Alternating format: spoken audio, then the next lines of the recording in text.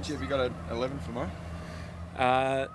Just still waiting on Shaun's fitness, so we'll get it to you obviously at the toss tomorrow. But yeah, it's tough. It's tough when a guy's injured and coming back off a little quick surgery.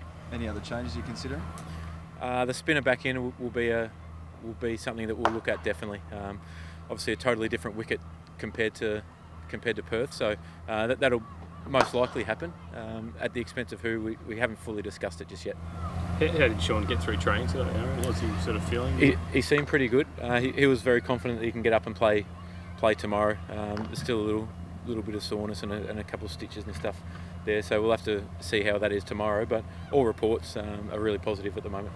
And you'd love, obviously, to have him out there based on how he went in England earlier in the year, and he's got a bit to play for with Test selection as well. Yeah, absolutely. He was probably our most consistent performer in England, a couple of hundreds in a really difficult tour, so it'd be great to have him out there. He's got a lot of experience, brings that good foundation at number 3 as well.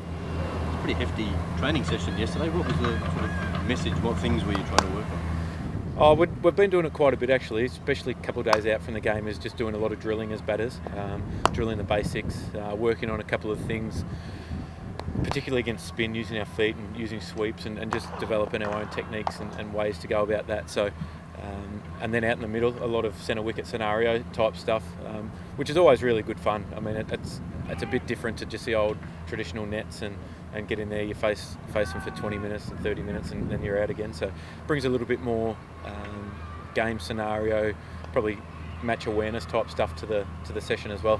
Has batting the 50 overs been a focus, and how do you fix that?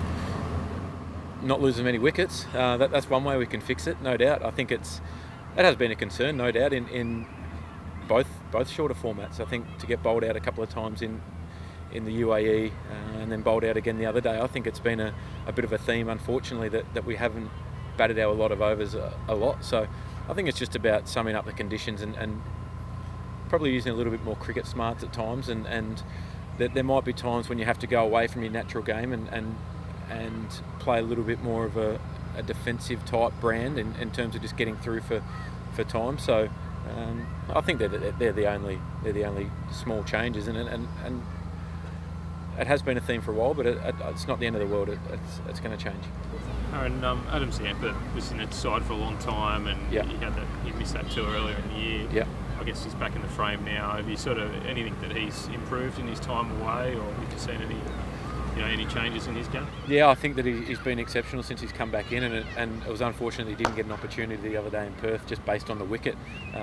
But he is someone who we're looking at as a genuine wicket taker. I think the importance of wickets through their middle overs in T20 and one-day cricket is so important that your spinner plays a huge role in that. And from what I've seen so far in our centre wicket stuff and in the nets, he's probably a lot more consistent than what he was probably going back a little while. I mean, he's always been a reasonably accurate bowler, but I think now he's very accurate and he's spinning the ball a lot more, which is so important.